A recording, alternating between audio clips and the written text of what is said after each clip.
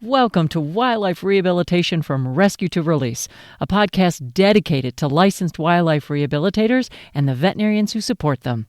I'm your host, Gail Buell. Techniques we discuss here are meant for licensed wildlife professionals. If you aren't licensed and trained for wildlife rehabilitation, do not attempt to capture, hold, or rehabilitate any wild animal. If you find an injured wild animal, a wildlife professional can recommend next steps. We will tackle topics about rescue, care, management, reconditioning, and releasing wildlife found in North America. This is a deep dive into each subject. We hope to give rehabilitators information they can use because they're already going to great lengths to rescue and nurse animals back to health. There are three possible outcomes in wildlife rehabilitation: release, euthanasia, and placement. An injured or orphaned wild animal's journey to restored health and independence in their natural habitat is delicate and complex. We draw techniques and expertise from many disciplines. Many animals brought into rehabilitation cannot be saved. The last gift we can give them is humane euthanasia. We'll talk more about when this is necessary. Sometimes animals are deemed non-releasable and evaluated to be suitable for a life in captivity. When that happens, we shift to a long-term approach to managing their care, training, and housing. Some such animals serve as ambassador animals, a term for animals that rehabilitators use to educate the public. Each episode, we'll speak with experts who represent specialty topics across the profession of wildlife rehabilitation, ambassador animal care and management, showcasing best practices. Welcome back. This episode, I'm talking to Tim Jasinski. You may remember Tim. He was a guest on the podcast in Season 1, Episode 19.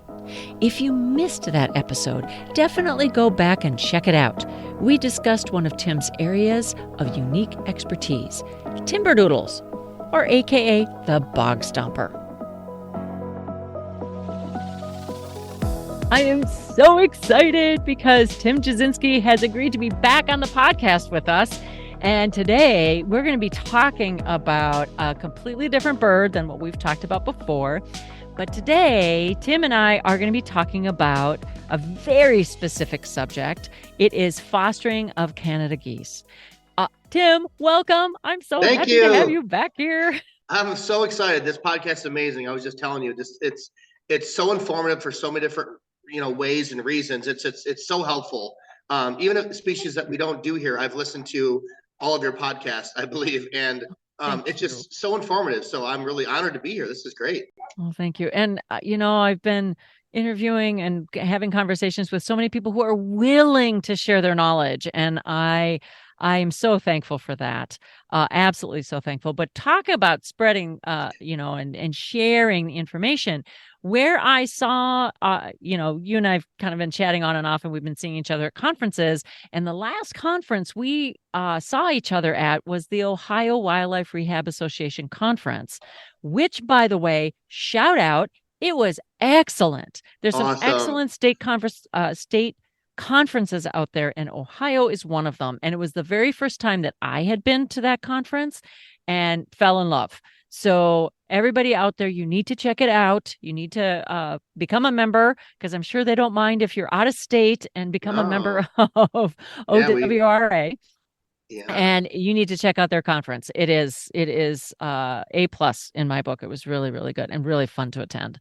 Thank you. Yeah, I'm on the board now for OWRA, and I'm new this year for the board, but we do a really great conference, and it's really fun because we bring people from other states. When I saw your name, I'm like, oh yay, Gail's coming! So I was really excited. So I'm glad you enjoyed it. It was a very fun conference. So it was really good. Met a lot of wonderful people.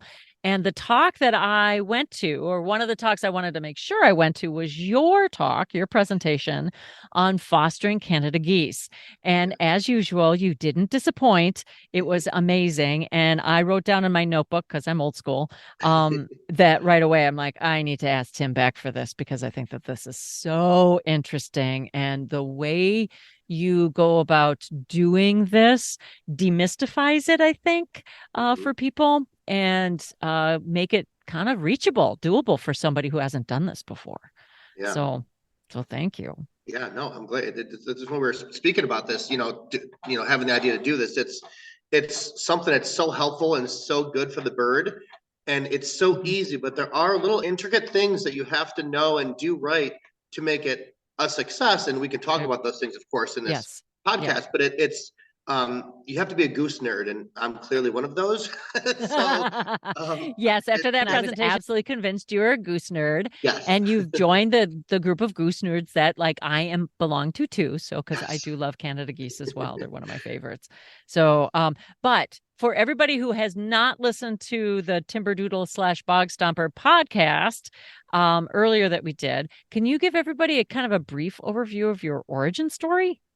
Yeah, so I have been involved with wildlife rehabilitation since I was little, as most of us have done in the past. Mm-hmm. I was, what, 5, 6, 7 years old, loving wildlife, and birds was one of my favorite things I fell in love with. And I would find sick cardinals or house sparrows or pigeons, when I was like 6, 7, 8 years old, and I'd bring them inside and take care of them and let them go. And so that just kind of passion never really ended.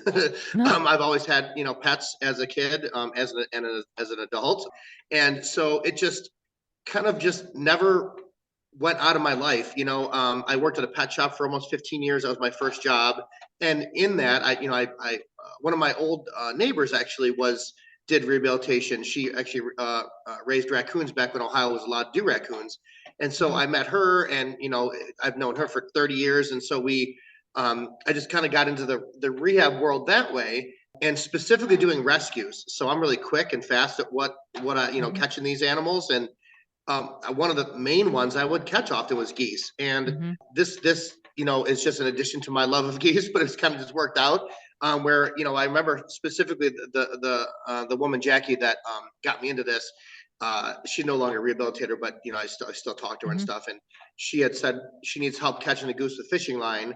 So we went to Wait a this sec, this wait a little. second. You were catching a goose with fishing line, or the goose had fishing Good point. line? I was catching a goose that had fishing line attached to its legs. Okay, okay, got Yes, it. but I thought that could be possible. We'll talk about that later. But yeah, so this bird was entangled in fishing line. So I had caught the bird before she even got out of the car as we got to the location. So she's like, "Oh my God, that's insane! How quickly am I gonna Mhm. mess around?" So that was the one early memory of doing wildlife Mhm. rehabilitation and rescue in more of like a professional sense, because I know it was a Mhm. friend of hers that did transport for Mhm. rehabilitation, so I knew her. And so she would call me and say, "Hey, there's an injured Cooper's over here," and so I'd go catch it. And Mhm. so then I met the folks at the Medina Raptor Center, in transferring the raptors that were injured to Mhm. them. Mhm. And so I kind of got in the rehab community that way. And while I was working at the pet shop, try long story short, I ran into a woman that had a shirt with owls on it. I was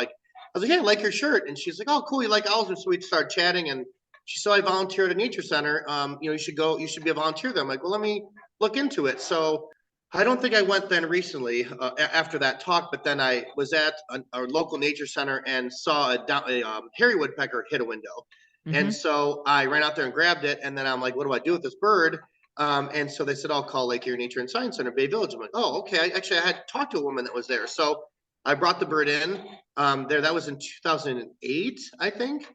Okay. And I asked the woman that did the intake, I'm like, "How do I get a job doing this?" And she's like, "Well, you have to have college and you have to have all this credentials." And I'm like, "Okay, I don't really have that." And so, Mhm. but she said you can volunteer though. I'm like, "Oh, okay." So I started volunteering, and then a couple years later, I'm full-time staff at the center. So that's the quick, Uh-huh. Awesome. long story short on how I It became. was a perfect story. I mean, it's always a crooked path. That's how I look at it. It was a crooked path for me too. And, your perseverance and interest in wildlife just kept you going at it. And Did. guess what? Yeah, you're full time now. And it is at the Lake Erie Nature and Science Center, right? In Bay What? Village, Ohio. There we go. And you guys do what about 3,000 animals a year or so? Yep. About that, we have because we partake in the Lights Out Cleveland program that rescues migrant birds that hit windows in downtown Cleveland, Mhm. and so Mhm. we admit all the dead and live birds from that program, and actually started that in 2017. And so we collect in that program around 3,000 birds a year on average, with 1,000 of those live. So Wow. the general public, as most rehabilitators don't have the option or resource to go out and do rescues often, the general public brings us around 1,800, 2,000 animals a year. And then the 1,000 live lights out, that's how it equates to around 3,000 animals a year.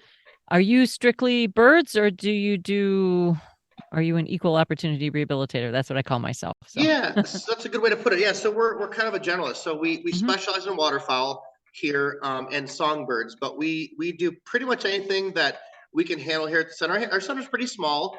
We don't have large flight cages for raptors, so we often will admit those birds, stabilize, and once they're ready for pre-release, we transfer them to local facilities that have larger flight cages that can do the flight work. So we do that. But we do mammals. We don't do nursing mammals here because we're not here long enough throughout the day to properly care for them. You know, especially the cottontails that are, you know, early morning, late evening, and the squirrels that are every 4 hours or 3 hours or whatever. Right. Or like the, you know, mustelids, like we learned from Peggy Pop's talk. You know, those guys are like really, really high calorie intake needs. So we just don't have an option to do that here properly. Right. So we'll admit, stabilize, and then transfer it right away to another facility that can handle things. So we do a lot of stuff. Right. And that's great to have a working relationship, so you can do a lot of the intake, but then you can get the animal to where it needs to go for the finishing care and everything. So I think that's just so important, to be able to network and work with other rehabilitators and the public, of course, and all of those folks, just for the care of these animals. It takes a village. It truly does. It does. And, you know, like we all are good at, you know, being, you know, general. If an animal comes in, we all pretty much know what to do, stabilize right away. But, you know, some people may have a more expertise with osprey, for instance, or, you know, or rails or woodcock or something like that. So, you know, I've always been I always wanted to network with other rehabilitators. And, you know, that was one of the things that I really strived for when I first started working here, is to network with other rehabbers and talk to them and learn what they do better. And, you know, why would we take care of an animal here that can do better in another place? Because all of our goals here as rehabilitators are getting them back in the wild. So, you know, it may be fun to care for an osprey, sure, but I don't have that. You know, we don't have the expertise here to do that perfectly and properly with an osprey, with a bird that's so specific like that. So I'm so eager to network with other rehabilitators. So that's what I did when I first started working here. And it really, you know, we pretty much talk to most of the centers in the state now with anything. So it's, you know, I'll talk to, you know, Stark Parks in Ohio about chipmunks, you know, or flying squirrels or smaller rodents, and, you know, it's so important, I think, for what we do. So, you know, it's not kind of I think rehabilitation should be a sharing of what we do, like we're doing now in this podcast. That's why it's just so amazing. Where, you know, other centers might not want to share their skills or their expertise. And, you know, I think that's not the great way to go, because we can really help each other learn. And it's so important for what we do. I am 100% in agreement with that. Is that, and sometimes it's hard. It's sometimes, you know, it's hard to put yourself out there and say, I've got this question, or I'm not sure if I did this correctly, or what do you think?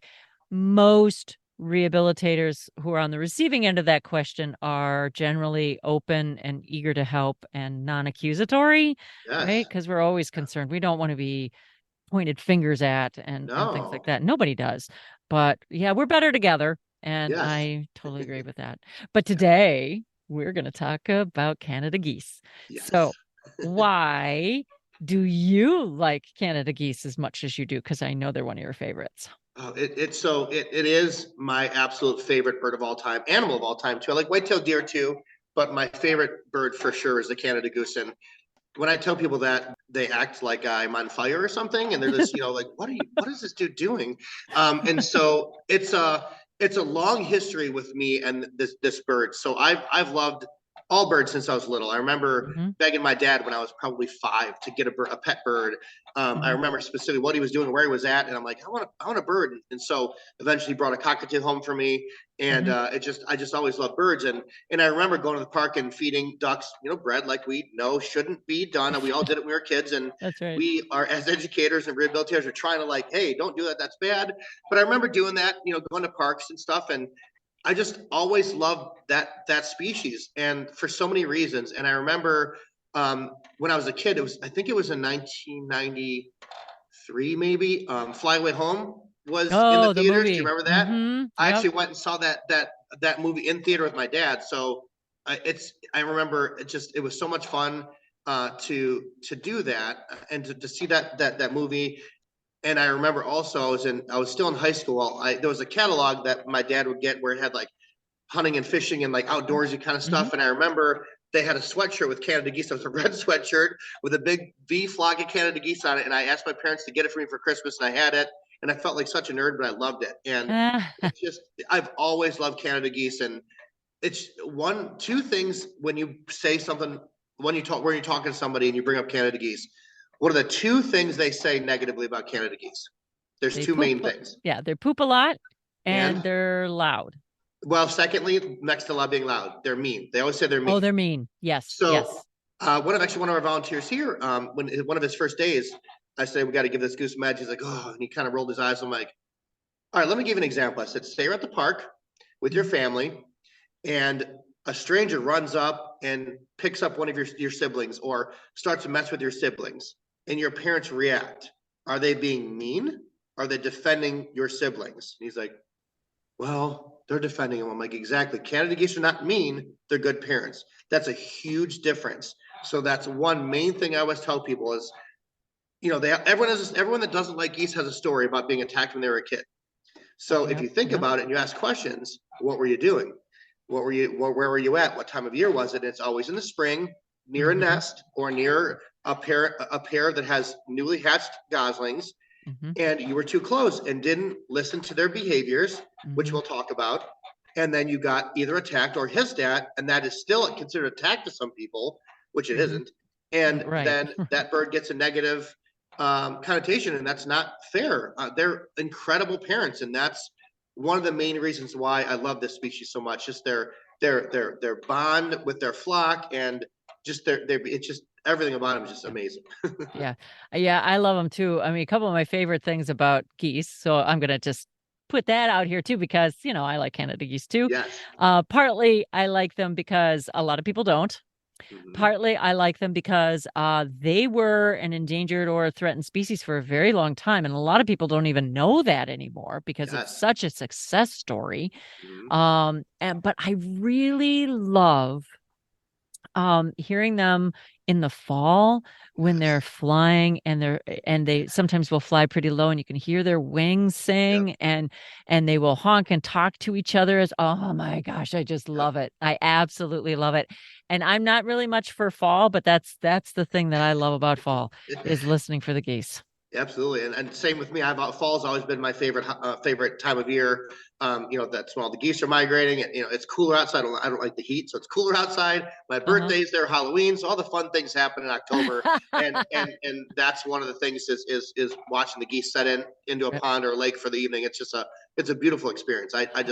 I'll sit there, record every flock coming in on my phone and just replay it. Like it's amazing. It really is amazing. I also like when they're actually just landing. I like swans for this too, right? So they're just landing. So they've got their landing gear out and they just hit the water, and that noise from hitting the water oh my gosh, I can't get enough. It is amazing. Absolutely amazing. So, well, of course you and I could go on and on and on about why we like these animals, but I want to get back to the main. We're going to be talking about fostering. Yeah. And I'm wondering if you could define fostering and then pros and cons of fostering. So fostering is giving an orphan gosling to a foster family. Really, that's really what you're doing. And so you admit an orphan gosling at your center. You can raise it in captivity. But we know that there's certain species that are very prone to being imprinted in our care. That's corvids, white-tailed deer and geese, and also great horned owls. If they're not, you can correct me if I'm wrong on that, Gail, but great horned owls I know can be really imprintable if they're not with other birds and stuff like that. You have them too long when they're too young. Is that correct? Yes. Yeah. So there's that. And you could either care for them for 8 weeks in your care, with the risk of getting them too imprinted or habituated, which is, two different things, which is very interesting to think about and look into, because it's a total different thing. It's really, really interesting. I didn't realize that until a couple of years ago, where I really started talking to Lisa Fosco. She's a rehabber in Ohio, and she's been all over. I know you know her. Yep.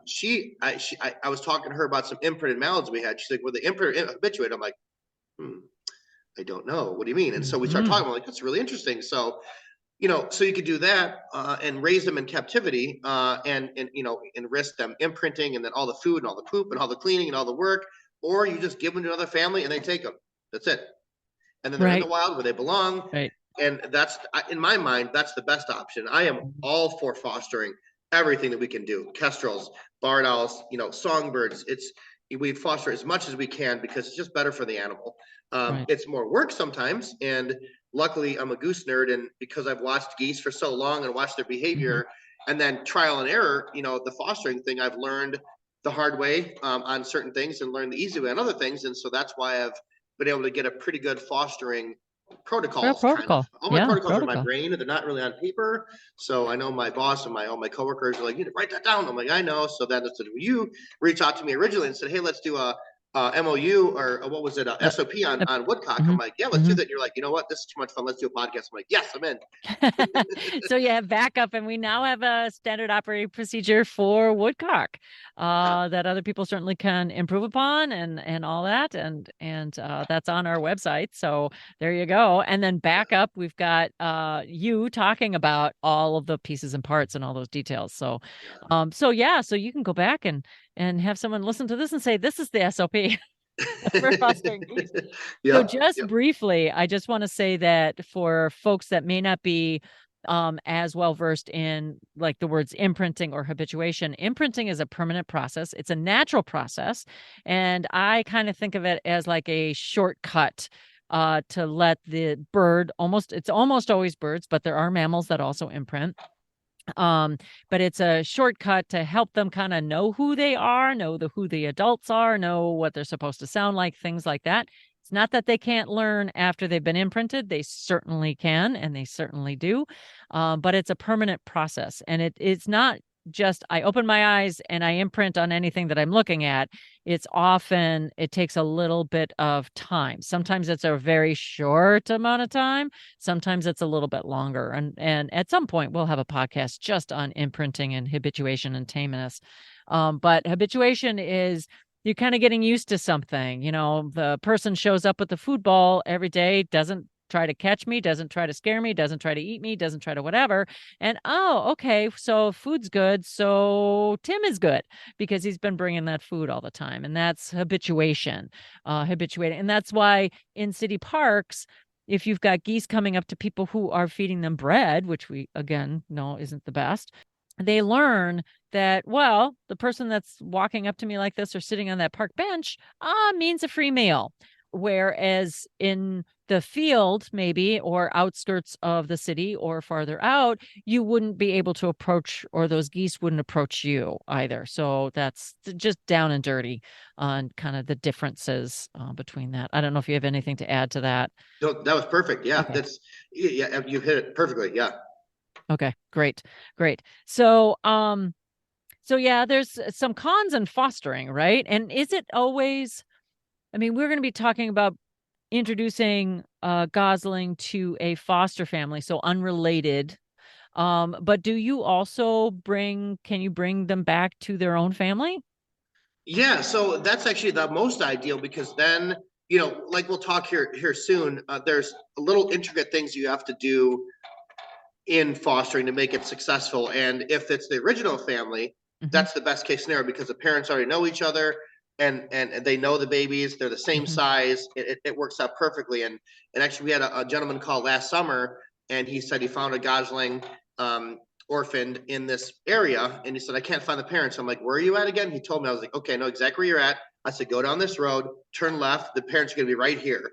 And he went there, and literally that's where the parents were. He put the bird down, and we ran it right with the parents, and it was perfect. He called me back. He's like, oh my God, that was perfect. He's like, you knew exactly where they were at. And it was so great. And it's like, well, I'm a nerd. I know where these flocks are. And that's one of the other key things we'll talk about, is you have to know where all the local flocks are. But I knew where that group would have been out of a couple of places. And he went there and found the pair and did that. And so I don't urge the public to foster on their own because there's so many things involved with the public, as you know, as a rehabilitator. How many eagles were brought in to us as babies and they were robin chicks? Like a lot, Yeah. you know, and so, you know, not to not trust the public, but I generally don't, because often they when they're saying, oh, I have a duck, I can hear the goose on the phone. I'm like, well, I can hear it. That's a goose. That's not a duck.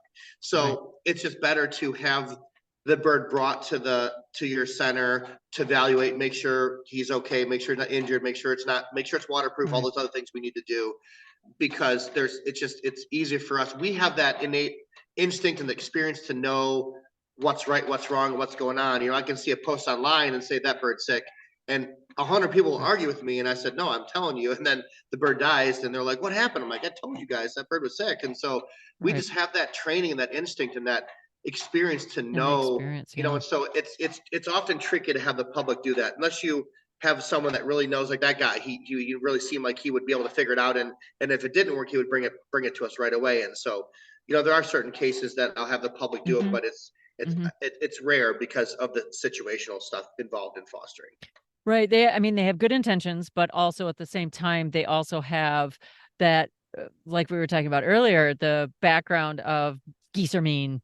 You know, don't like geese. I can't get close to them. And they also overestimate, maybe. I think we all do this in different areas, but they overestimate, like, no, I was within 5 feet when actually they were within 30 feet. Yes.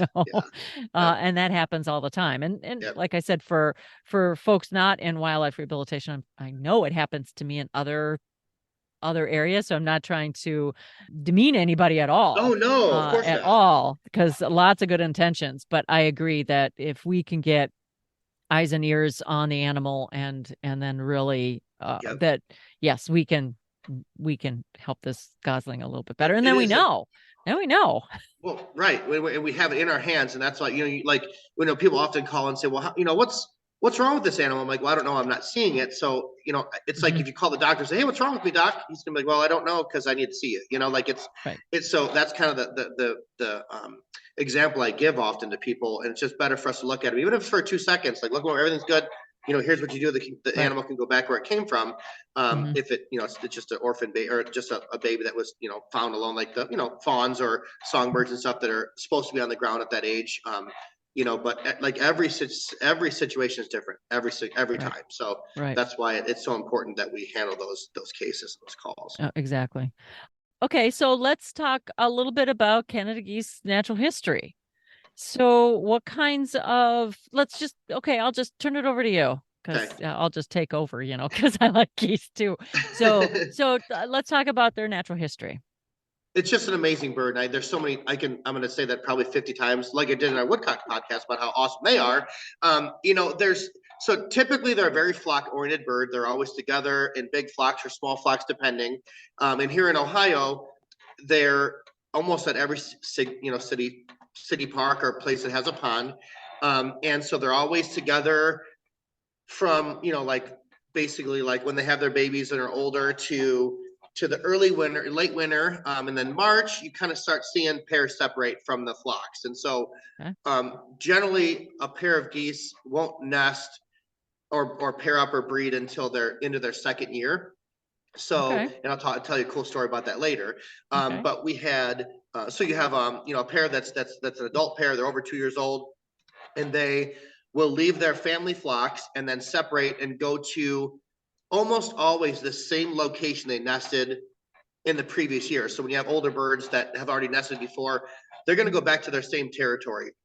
It's always at a mall or a car dealership or, you know, a school at the front door, you know, and it's always that. And so, or on rooftops now, and I'll tell you why I think that's evolving. But they always go that same nest location, usually in end of February, March, depending on the time of year, and they're claiming that territory, and they're honking, they're loud, and they're claiming that territory, and then they nest. And so, you know, to give a little bit of natural history about nesting, Canada geese lay around 5 to 7 eggs in a clutch, and they incubate for about 28 days, and then They lay an egg a day until there's that full clutch. And then, the female, the goose, will cover the nest with the down, and she'll still keep near. And then once all the eggs are laid, that's when she'll incubate solely. One thing I always try to educate on is they don't need to be fed. They gain a lot of body weight and fat before they're nesting. So actually pre-nesting, when you're looking at a pair of geese in the field, you'll see the female's bottom is real round and distended. It's real chunky. She builds up a lot of fat reserves for this incubation process. So, post humans being here in North America, or European settlers really, right. They did this on their own, so they don't need us to feed them. And so that's one question we get, or we go to a mall and you see loaves and loaves and loaves of bread all around this nest. It's all rotting and moldy, and there's a little bowl of water there. And that's not good for many reasons. One, it attracts predators and scavengers to that nest. Right. And two, it causes bacteria and all kinds of other things that aren't good. So, they don't need to they don't have to eat at that time. She builds a fat reserve so she can sit that whole time. She'll leave once a day to relieve herself and to eat and to drink and bathe and do her normal thing, but she goes back pretty quickly back to that nest. So there's no need to feed them. And so she'll be on that nest for about 28 days. And then once the babies hatch, it takes around 24 hours for the babies to hatch and get dried off and get mobile. And then in the past, typically most of the Canada geese that are nesting are going to nest right on the water source or near the water source they're going to raise their babies at. Okay. But we know with duck species, they nest far away from water, and they walk their babies that long distance, mile or two or more, from their nest site to the site they chose to raise their babies. Canada geese are different, and I think there's a couple natural reasons why that is. One is they have two parents to protect their babies, so and the nest site. So it's a better chance for survival. So that's why they only have half the amount that mallards would, because you have both parents caring for them. So there's a higher success of survivability. And two, they're a larger bird, just like a swan. They're a larger bird, so they're more defensive of their young and their nest territory. And I think just that all adds up to it being easier to just nest there, and then they're right at the water source, because they can pretty much hold their own on anything that comes to that nest except coyote. Even mink can be pretty rough on them too. But raccoons, they can defend the nest against foxes for the most part. But I've seen videos where, a coyote walks up, those geese are back in that water and take the eggs. We know that that's going to be an end result for us. So, but mallards, they'll hold on that nest until death, and it's just a survival technique. So that's the one thing that they'll do. So they'll nest, have their babies, and typically they're on the pond that they want to raise their babies at. This is a theory, and I don't know, and you could let me know. I think we may have talked about this. I know other goose nerds that I'm friends with. So there's a lot of hate with this species. And as we've talked before, they poop too much, they're too loud, they're too mean. But we create everything they need for their life. So if you go back way in the early 1800s or 1900s, like you had mentioned, in Ohio, Canada geese were extirpated. They were gone out of the state. Hunters eradicated the species. We killed them all off and they were gone. When the reintroduction happened, we actually reintroduced the wrong subspecies. So the subspecies we introduced was the Branta canadensis maximus, the giant Canada goose. And I believe, and I could be, I'm pretty sure I have the right interior subspecies used to be here, and they were heavily migratory. But the giant Canada goose are not really heavily migratory, so they don't need to leave like the interior birds do. So that's why we have Canada geese here year round for the most part. Now we have the migrants here now, and I can tell you the difference about how to tell those from the local birds, as we'll call them. So you have that pair that's at that pond, and that's where they were normally. But now, because you have there's many companies out there that are hired to scare the geese away. They're goose chaser companies. And so what happens is you have a beautiful wood plot with 100 acres of woods and a pond and a stream, and then we level it as humans to put a mall or a subdivision there. It's in their code to put a retention pond because of the drainage. the forest and nature has a natural, amazing way of reducing water flow, and Sure. it's just how the water flows. It doesn't flood. It kind of soaks in the ground slowly, and that's how nature does it perfectly.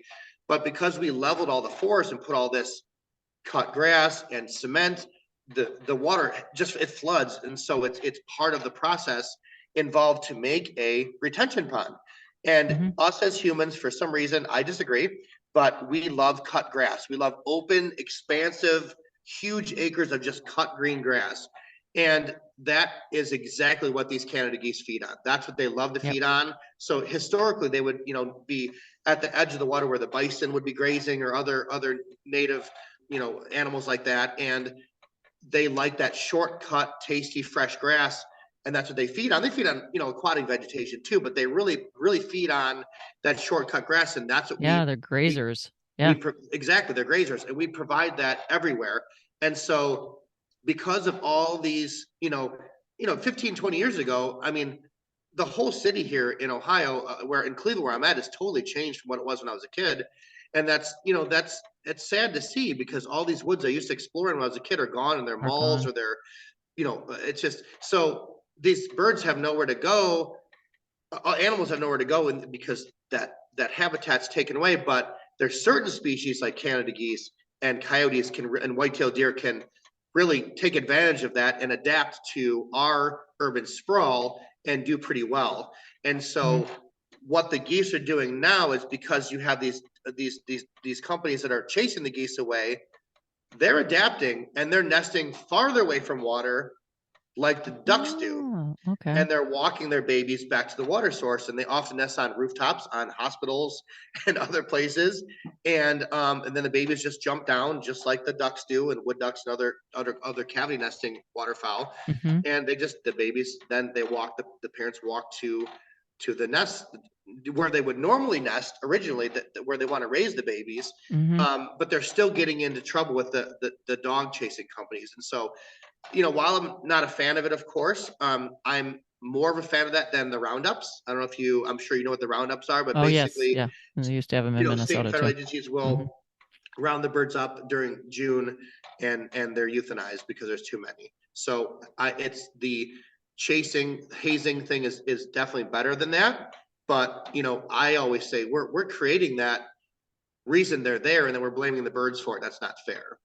Right. And habitat, like you just mentioned, habitat is everything. Everything. Yep.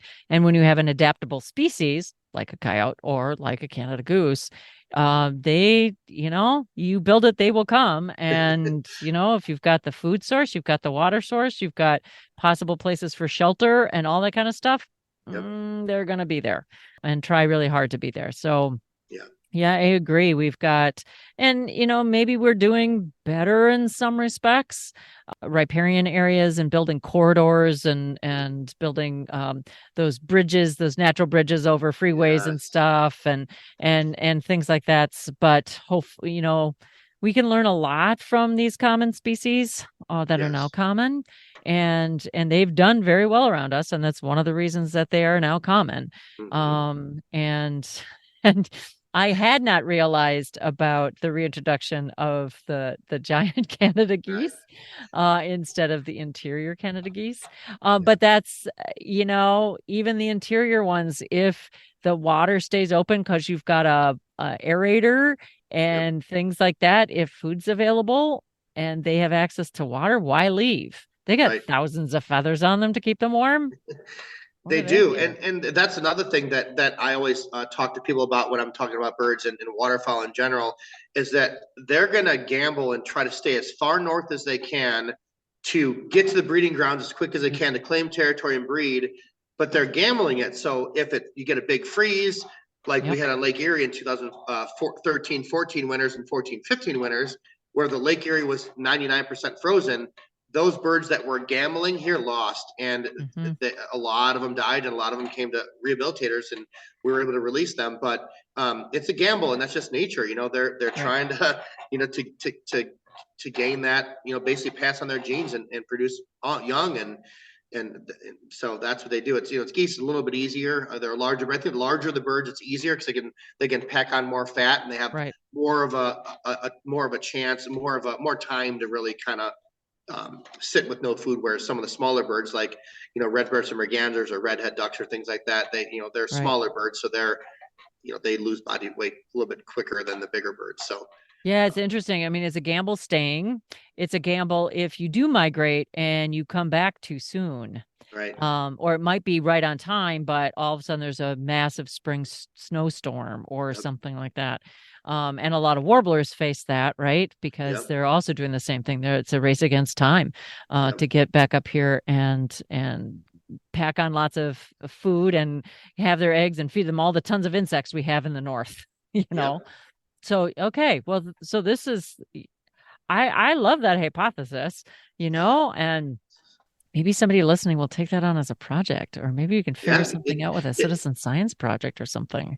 It could be, and I actually talked to our folks here at the Division of Wildlife, and said that, we'll talk about this a little bit, but these geese move all over the place when they're flightless. We'll talk about that, why they're flightless too. Oh, But yeah. they move and they travel so far. It'd be really neat to see where they're really going, with GPS transmitters or Yes. something. It'd be really Right. cool to learn. Right. Um, Identification. You said that you could tell the difference between the different subspecies of geese. And I wanted to talk about males versus female, because when mhm. you look at them, their coloring looks pretty much the same. Yeah, yeah. Canada geese are not sexually dimorphic like Right. mallards are, so they look identical in the way they look. Phenotypically they look the same, Hmm. but there are a lot of differences on how to tell a male and female. It's real easy in the spring when you have a pair guarding territory. Males are generally larger than the Hmm. female. Hmm. They have bigger chest, kind of a more muscle up there, and if you have a pair pre-nesting or during nesting, during egg laying rather, Hmm. you'll see a pair in a field or near a pond, and the male's generally, his head is up and he's looking around. His head's up, he's alert, he's paying attention, while his female's just feeding and feeding and feeding and feeding. She's just feeding to gain that weight, to gain that fat reserves, so she can incubate for the 28 days. And that's one easy way, is that the male's generally the larger, he's taller, he's a bigger bird. But one thing that people don't realize is that their voices are different. So females hink and males honk. So that's kind of a quick way. They do a lot of different vocalizations, little barks and murmurs Uh-huh. that they do. But generally, when you hear a flock flying over, you hear that high pitch hink and the lower pitch honk. That's male and female, and so that's kind of how you could sex them, in the field when they're flying over. When they're in a flock, it's their voice. It's really That's so interesting. cool. That's so cool. Yeah. And how do you tell the difference between the subspecies then?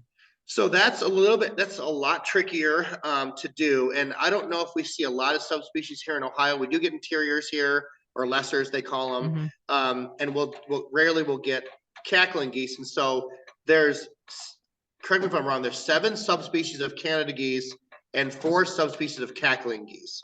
I think so. And so different I have parts to of the double country check that. have different, Hmm. their migration kind of goes different flyways. And so, but in here in Ohio, we typically will see, I believe it's Richardson's cackling geese, which is rare. And then we get the giant Canada geese, the Branta canadensis maximus, and then the interiors or the lessers will come through during the winter, and you'll Hmm. see them. So they're a little bit smaller, they're a little bit more petite than the giant Canada goose, but really there can be a huge variation in the giant Canada goose anyway. You could have I had one bird one time, I was sure it was a male.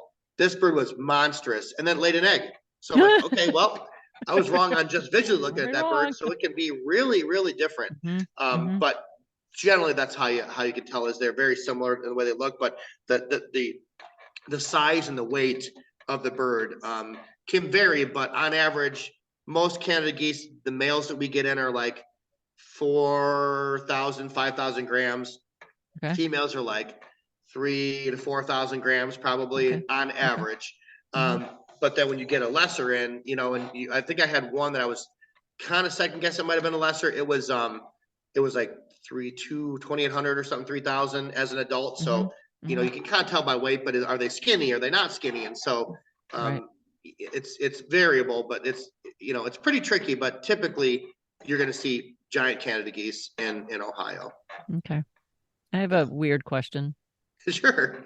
I don't know if it's weird or not, but When geese lay eggs and they're on the side of a pond, let's say, their eggs are white. Mm-hmm. They're not camouflaged. Like So, some songbirds have spotted eggs, and although robins have bright blue eggs, go figure. But but a lot of ducks, some duck eggs are completely white like mallards, but some duck eggs are not. So what so about that's geese? Why white? Is it and I never really thought about this, but my guess is they don't have to be colored because they're covered with the down when they're not in the nest okay? and they're out foraging or they're still egg laying. The nest is not going to be open. It's going to be covered with the down that she pulls from her keel during incubation. So she'll Okay. pull that real fuzzy, warm down off of her chest, and she'll cover the eggs before she leaves. So Mm-hmm. that's camouflaged with the Ah, feathers. there you So go. my guess is that they don't need to be camouflaged because they're not in the open. And other ducks that are cavity nesters, same thing. Right, They they're don't need white. to hide because they're in a hole. Right. But I don't think there's any duck eggs that I could think of that are patterned because, like I said, they're all going to be covered. Where if you have a killdeer nest or a woodcock Right. nest, they don't use material. Right, to cover their And geese nest. and ducks don't really make a nest per se, but they do have a nest. They'll gather whatever kind of stuff is nearby. In a swamp or a pond, they'll have cattails. Mm-hmm. Cattail, shoots and roots and Mm-hmm. Mm-hmm. leaves. So they'll pack that around the nest, and then they line it with the down fur, and so that's probably why. That's my guess. Okay. I think I like that explanation. I think that's Yeah, great. it's not a stupid question at all. That's it makes you think. Yeah, just like, oh, I wonder, but Yeah, no, and it fits right in their natural history. So it yeah, would, that might not be the exact right answer, but it might be spot on. right, And I think that's a good working hypothesis. I love it. I yeah. love it. Okay, so a little bit more on behavior before we get into why goslings come into care, because that's, Mhm. of course, when we interface with them, right? Right. So some of the behaviors that the adult geese show are defensive, right? We're Yeah, defending the chicks. I'm defending my territory, yeah. that kind of thing. What do those behaviors generally look like, and do they have an order of which they exhibit those behaviors? They do actually. So, and there's different variables. So when you have a question about this specific topic, it's not always easy because there's some pairs that are very territorial and will not allow any other birds on that pond for the Mm-hmm. whole season. Mm-hmm. And there's others that are tolerant of other pairs within their territory, but on the edges of the territory, Okay. or they're just used to that situation. So typically, in an ideal situation where you're going to foster when you're fostering Canada geese, the ideal scenario is you have a location with multiple families. That's the best case, which we'll talk about later. But Okay. you'll have certain situations where you have just one pair of geese on one pond, no other Mm-hmm. geese around. That may be just a very, very, a territorial pair. I remember when I was a kid in the 90s at Tri-C College, I would go up there and look at the geese and ducks every year. There was one pair on these three little Finger Lakes there in the campus in Parma. And that bird was so territorial. I watched him fend off a red-tailed hawk like probably 200 yards away from the pond itself. He flew Wow. up at that hawk in the midair over the road and chased that hawk out of the territory. And Wow. I never forgot that. And so that bird, they nested in the same exact location under this little tree at the edge of the Mm-hmm. pond. The female had a little bit more white on her cheek, and I knew who it was her. And by his behavior, I knew it was him. And they never let any other goose on that pond ever, Mm-hmm. other than that pair of their babies. But other like one of our main fostering spots here on a private residence in the area, there's multiple families, but they'll nest farther away on the same property, Okay. and they'll go to the pond and they have a certain area that they're allowed to be on, and so there's tolerance there. So Okay. it can vary on pond to pond, but typically what I've seen in any situation is when the goslings hatch, the parents are very, very, very territorial with any other geese within that first week of the babies being alive and moving around. They're really tall, they're really small, they're really vulnerable to predators, and so they're very alert and very, very Mm-hmm. aware of their surroundings, very territorial within that first week of life with those kids. Okay. So how is that exhibited? I mean, you explained the one, which was in a extreme case. But do they hiss first? Do they lower their head and neck out and wings out? But then they run forward, then they fly at the other one. What do they do? They do. So typically the first behavior you'll see when you have a pair of geese that have babies or a nest, well, let's just say babies, and you have another pair on the other side of the pond, and they're kind of walking near that pair with goslings. The first behavior that I remember that I can think of noticing is they'll fluff their wing feathers out. They'll fluff their wing, and that's I'm mad, you better pay attention and back off. And so geese know this behavior. Many people don't, but geese know that as hey, you better back up. I'm uncomfortable. And the noise you made, is that from the wings or their voice? It's from their wings. Yeah, the wings fluffed it, and it kind of fluffs it up, and kind of like with the hawk rousing on the glove. It's kind of like that, but it's more of a direct kind of. It's meant to show, hey, I'm uncomfortable here. I don't like this. I don't like you coming near me. Mm-hmm. So they'll do that, and then if the bird doesn't listen, the male and female will lower their heads in aggressive posture. So they'll head pump, which we'll talk about in a little bit, but then they kind of keep their head down for a second. They'll have it down low. And if they become really, really like about to explode and run, as you said, their head's going to be low. Basically their chin is going to be horizontal with the ground. Their head's going to be down along the ground, and they're going to put their head out, and they're going to run straight at the target that they're trying to chase away, whether it's another goose or humans or whatever. And that's back off. I'm uncomfortable. And then they'll fluff their wings again, and they'll walk back to their female. This is the male that's typically doing that. And then they kind of go back, and he'll head pump with the female, basically saying like, hey, I'm here. I got you. I'm comfortable. I'm taking care of you. And then he'll look over at that target and basically say like, hey, you better back up. So, and it's hard to do this over audio kind of. Yes, it is. And so when I'm going to do a fostering videos. When next time I do a fostering class, I'm going to get videos put together, because I have videos of all this, and really show the details and pause and explain what's going on. So it may be a little bit harder through a podcast to see that, but if you know goose behavior and you're a rehabilitator, all these make sense to you. It may not have this podcast might put it all together like, oh, that's what I need to do, or that's how I figure it out. Right. And so it's really interesting, watching these behaviors. And so that's kind of the situation you get into with the aggression with the parents. That was Tim Jasinski, Wildlife Rehabilitation Specialist at Lake Erie Nature and Science Center in Bay Village, Ohio. I hope you enjoyed the first part of our discussion, because we will be back in episode 6 with more, starting with wild fostering of goslings. We touch on important topics, including avoiding misimprinting, ensuring the birds are ready to be on the water, socializing goslings to the flock, reading goose body language, and more. So see you again real soon. Wildlife Rehabilitation from Rescue to Release is a production of Partners for Wildlife, working hand in hand with wildlife rehabilitators and veterinarians to improve the welfare of orphaned, ill, and injured wildlife. Our executive producer is me, Gail Buell. I'm the Partnership Coordinator for Partners for Wildlife at the University of Minnesota College of Veterinary Medicine's Raptor Center. To learn more about the Raptor Center and Partners for Wildlife, visit raptor.umn.edu.